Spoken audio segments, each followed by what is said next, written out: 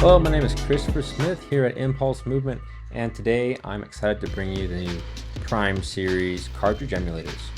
I've had a passion for bikes since as long as I can remember, and being on two wheels has always really just felt natural to me. Whether it's been ripping around in the dirt on a BMX bike or venturing off onto the trails on a mountain bike, being on two wheels just feels where I need to be. It seems only natural that I progressed into motorcycles as I became of age and acquired enough money to purchase my first real motorcycle. My first bike was an '07 FC6. And while I know the bike was pretty large for a beginner, I knew I had enough experience on two wheels where I could slowly progress with the power band without putting myself in too much danger. Being new to motorcycles, I wasn't really aware of the drastic weight transfer from accelerating or decelerating, so the first year of owning my FC6, I definitely got myself into a couple scary situations where I wasn't really sure if I was going to keep the bike upright. I eventually learned to deal with the uncomfortable brake diving phenomenon and just thought it was part of all motorcycles and something that everyone just had to account for. Fast forward about 8 years after riding the FC6 for about 100,000 miles. One day on the way to work, a lady had unintentional blindness and made a left-hand turn right in front of me. But long story short, insurance pretty much totaled the bike. It was still somewhat rideable, and I decided to buy the bike back for just over $400. But once I got the bike back, it definitely needed some work in order to make it rideable again.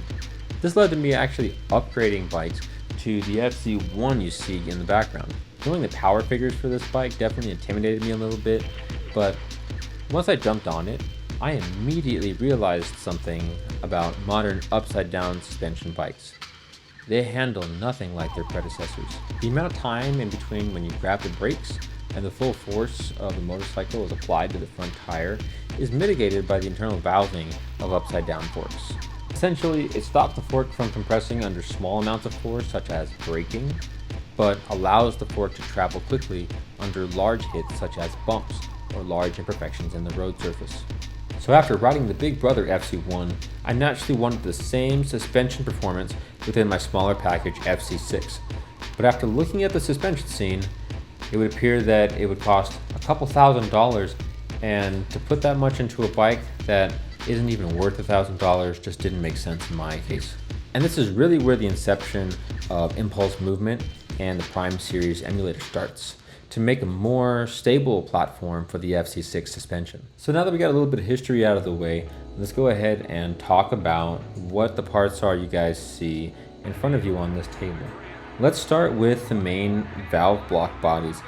From the very first designs, they incorporated almost like a basket on top to retain the spring, all the way to my current designs that are much smaller, much slimmer. They don't actually change the preload characteristics of the suspension by a whole lot, because this is the only component that is actually bound up within the suspension.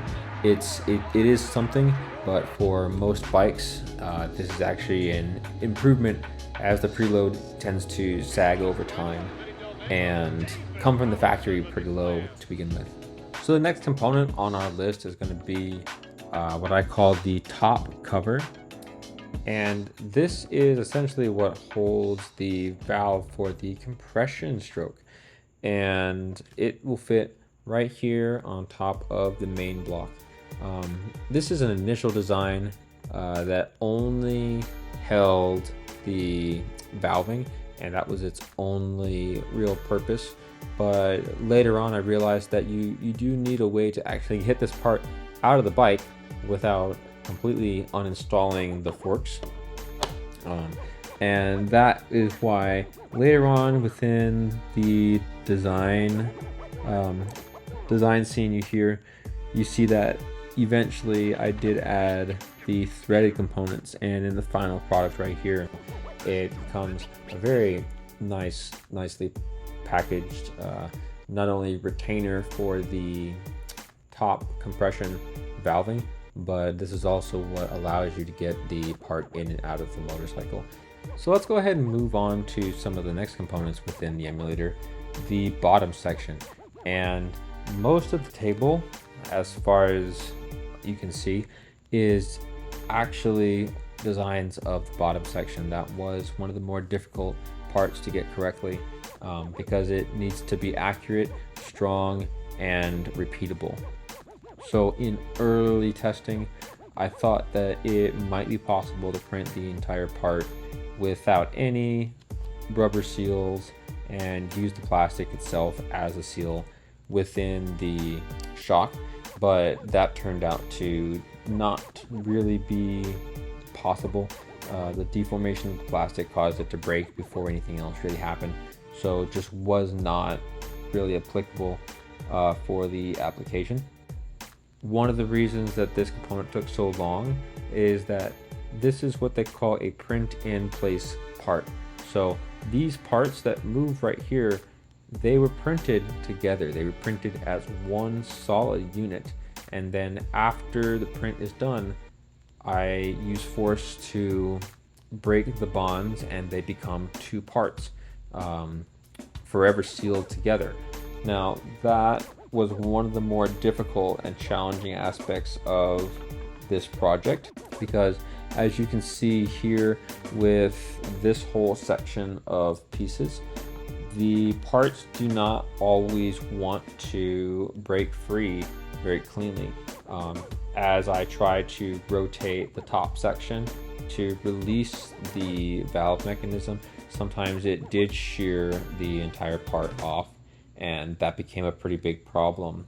That took quite a while to fix once, especially once I moved into the smaller scale for the Ninja 250.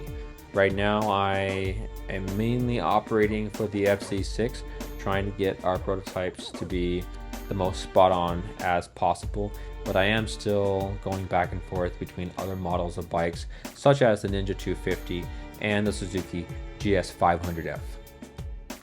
Alrighty guys, so I think this is going to conclude our preview of the Prime Series emulator. Hopefully you guys liked what you guys see here. If you do, go ahead and leave the video a like. Maybe go ahead and subscribe if you'd like to see more future updates on the emulator. And if you'd like to support me in my efforts and possibly get into the beta testing program, go ahead and visit my website at impulse-movement.com, and you can try to get yourself into the early beta program to be one of the testers for the Prime Series emulators. But until then, you guys have a good one, and we'll see you around.